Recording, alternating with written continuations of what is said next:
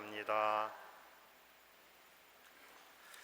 오소서 성령님, 새로나게 하소서. 내 믿음이 너를 구원하였다. 안녕하세요. 여러분들도 제가 고해소에서 이런 말을 하는 걸 느꼈는지 들었던 적이 있는지 모르겠습니다.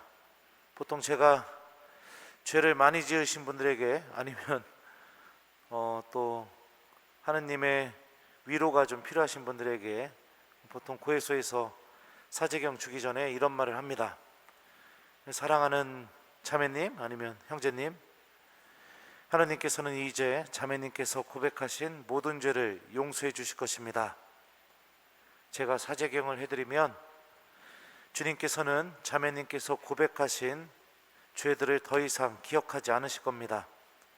그리고 자매님을 세상에서 가장 깨끗한 사람으로 만들어서 고해소 밖으로 내보낼 겁니다. 하나님 용서의 힘을 믿으시고 주님께서 나를 용서해 주셨다는 믿음과 함께 하나님 은총 안에 머무는 삶을 선택하시기를 저도 기도하겠습니다. 저는 신부님이 됐을 때부터 교우들이 고해성사를 볼 때마다 이런 말은 해주진 않았습니다. 이 말을 하게 된 아주 특별한 계기가 있었는데요. 새신부 때 어떤 청년이 고해소에 들어와서 눈물을 펑펑 흘리면서 고해성사를 이렇게 본 적이 있었습니다. 그리고 고해성사를 마친 뒤에 그 청년은 저에게 눈물을 흘리면서 저 같은 사람도 하느님한테 용서 받을 수 있나요, 신부님? 이렇게 물어보더라고요. 저는 그때 당시에 무슨 말을 해줘야 될지 몰랐었습니다. 새 신부였으니까. 그런데 머리로는 무슨 말을 해야지 하고 있는데 입으로는 지금 여러분들에게 제가 들려드렸던 그 말을 입이 먼저 이렇게 자동으로 하고 있었습니다. 지금 와서 생각해보면 분명히 성령께서 저를 통해서 그 청년에게 말씀을 하셨다고 저는 생각합니다. 그리고 그 청년은 제가 그 말을 해주자마자 크게 울음을 터뜨리면서 하나님 감사합니다, 하나님 감사합니다 이러면서 고해소 밖으로 나가게 되었습니다. 그리고 나서 시간이 굉장히 많이 지난 다음에 알게 된 사실인데요. 그 청년은 그 고해성사를 보고 난 뒤에 지금은 수녀님으로 수도 생활을 하면서 하루하루 하나님께 자신을 봉헌하면서 살아가는 그런 삶을 살게 되었습니다. 유학을 다녀와서 만나게 되었습니다. 그 수녀님을. 그리고 그 수녀님이 저를 아주 반갑게 맞이하면서 얘기를 해주시더라고요. 신부님이 그때 고해성사 주셔가지고 제 삶이 이렇게 바뀌었습니다 라고 하면서 얘기를 해주셨는데, 제가 그 보좌 신부할 때 있었던 성당은 청년들만 한 400명에서 500명 정도 나오는 성당이었습니다. 그러니까 누가 누군지도 저도 기억하기가 굉장히 힘들었었죠. 근데 그 수녀님 말에 의하면 자신이 그날 그냥 난 죽어야겠다 이런 마음으로 집 밖으로 나와가지고선 그냥 이렇게 서성이다 보니까 어느 순간에 자기가 성당에 와 있었고, 성당에 들어오니까 고해소에 불이 켜져서 자기도 모르게 고해소에 들어와서 이렇게 저한테 고해성사를 보게 되었다고 하더라고요. 그리고 성사를 본 뒤부터 계속 미사에 나가게 되고 또 미사 안에서 기쁨을 찾게 되고, 그러면서 내가 왜 삶을 살아야 되는가 그 답을 미사 안에서 찾게 되었다고 저한테 이렇게 얘기를 해주셨었습니다. 고해성사는 이처럼 한 사람의 삶을 완전히 바꿔놓을 수 있는 힘을 갖고 있습니다.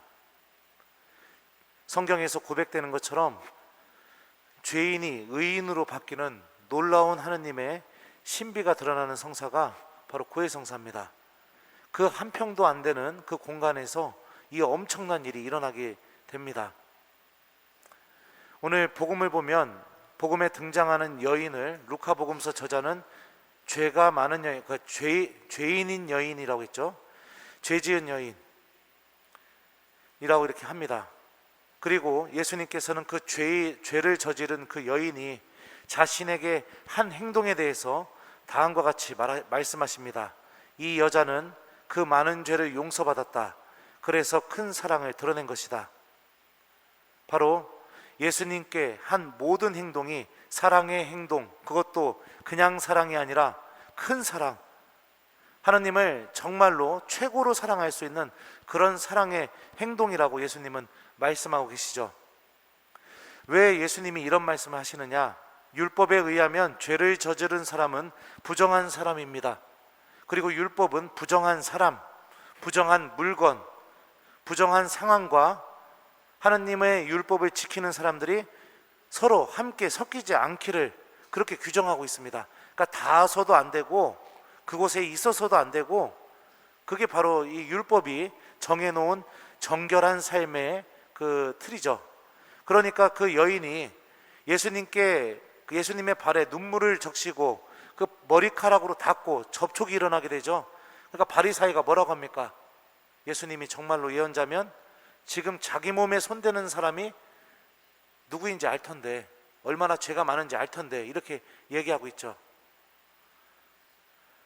회개 안에서 하나님께 용서받기 위해서 하는 모든 행동은, 하나님은 그것을 부정한 행동, 절대로 당신께 닿아서는 안 되는 행동, 그런 행동으로 받아들이시는 게 아니라 큰 사랑을 드러낸 행동, 그리고 하나님 안에서 그 사람이 완전히 새롭게 변화될 수 있는 그런 결심을 한 행동. 오늘 복음 마지막에는 그 행동이 어디에서 나왔는지 우리에게 명확하게 알려주고 있죠. 내 믿음이 너를 구원하였다. 그러니까 믿음 안에서 나온 행동이라고 하나님은 그렇게 받아들이고 있습니다. 주님께서는 죄인들의 믿음을 절대로 가볍게 여기지 않으십니다.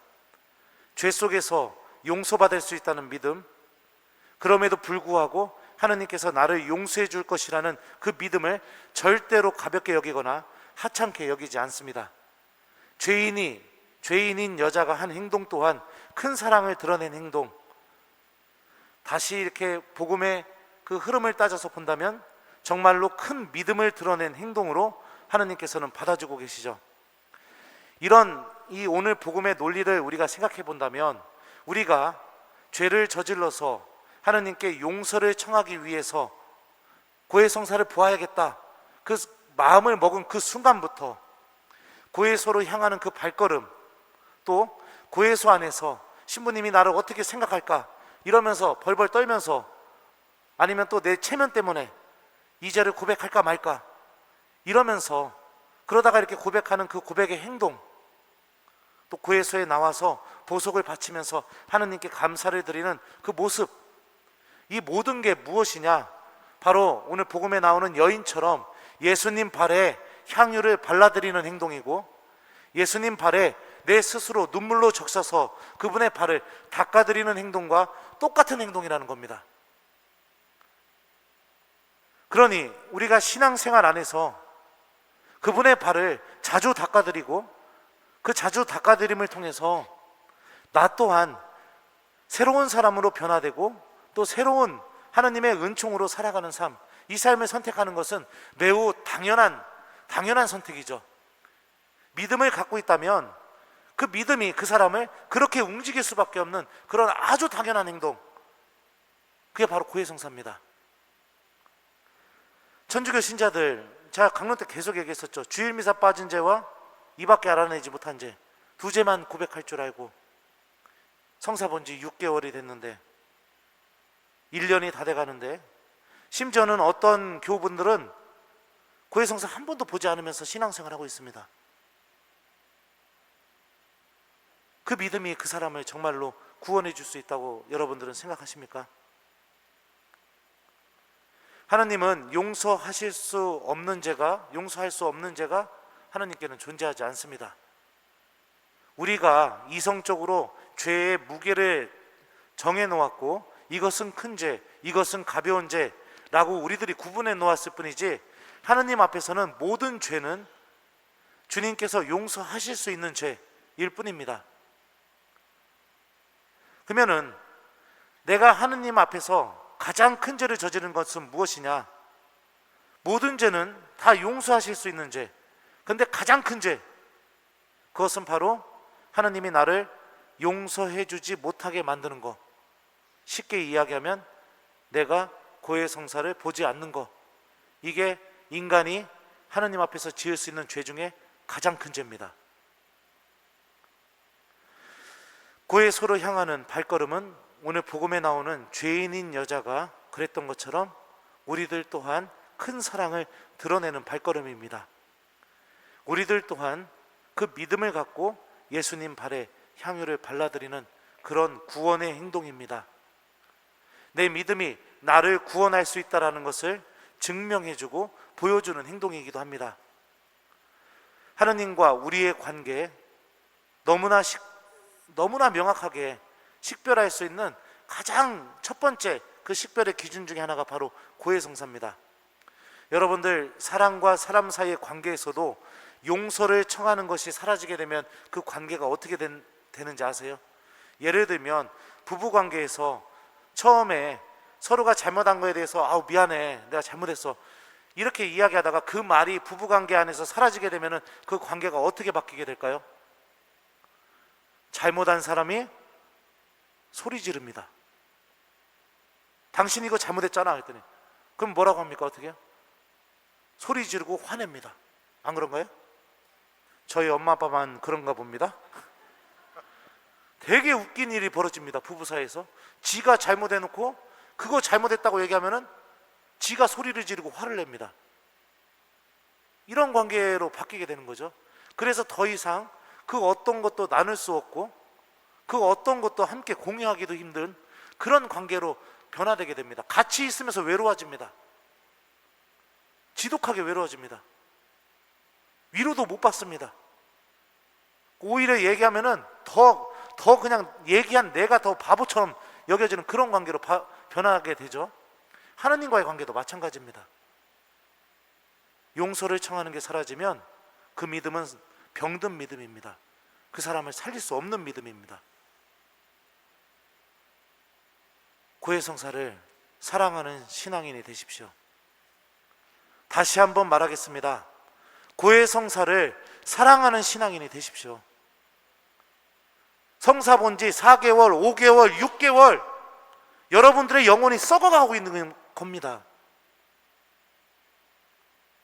하나님과 내가 어떻게 살아가고 있는지를 전혀 바라보지 못하면서 살아가고 있는 겁니다. 고해성사를 사랑하십시오. 주님께서는 여러분들이 고해성사를 사랑하게 될 때 여러분들이 정말로 새로운 삶으로, 은총의 삶으로, 그리고 또 하나님과 완전히 일치하는 삶으로 여러분들을 점점 변화시켜 줄 겁니다. 신앙생활 안에서 주님께 용서를 청하는 것은 부끄러운 것이 아닙니다. 내 영혼이 완전히 깨끗해지는 것이고 하나님의 모든 은총을 내가 하나님께로부터 받는 행동이기도 하고, 죄가 많아진 그곳에 하나님의 은총도 충만해졌습니다 라는 이 로마서의 말씀이 이루어지는 그 신비에 참여하는 것과도 같다고 볼 수 있죠. 우리가 고해성사를 부담스럽게 여기고 고해성사가 없었으면 좋겠다고 생각하고 어쩔 수 없이 고해성사를 보게 되고, 그렇게 된다면 내 믿음이 나를 구원하는 이 성경이 고백하는 놀라운 신비는 나에게는 이루어지지 않을 것입니다. 숙제 주겠습니다. 오늘 복음 말씀 잘 기억하면서 이 하느님 용서의 신비를 여러분들 잘 기억하면서 내가 자주 예수님의 발에 향유를 발라드리는 그런 그분의 자녀가 될 수 있도록 오늘 성찰하는 저녁이 되었으면 좋겠습니다. 신앙생활 안에서 성찰, 내 자신을 되돌아봄, 이거는 은총을 얻는데 첫 번째로 필요한 그런 행동 중에 하나입니다. 내가 어떻게 말하고 다니고 있는지, 내가 어떻게 행동하고 있는지, 내가 또 어떻게 생각하고 있는지, 또 나는 하느님과 어떻게 관계를 맺고 있는지 한번 나의 오늘의 하루, 그리고 또 나의 일주일, 나의 한 달 한번 곰곰이 한번 하느님께 도움을 청하면서 성찰하도록 성찰하면서 오늘 하루를 마무리해 봤으면 좋겠습니다. 그리고 정말로 부족한 것이 있고 하느님의 용서가 필요한 것이 있다면 오늘 복음에 나오는 죄인인 여자처럼 여러분들의 믿음을 갖고 고해소로 오시길 바랍니다. 주님께서는 용서할 수 없는 죄는 주님께는 용서할 수 없는 죄는 존재하지 않습니다. 그 하느님의 엄청난 사랑을 고해소에서도 체험해보는 그런 우리 교우들이 되었으면 좋겠습니다. 내 믿음이 너를 구원하였다. 아멘.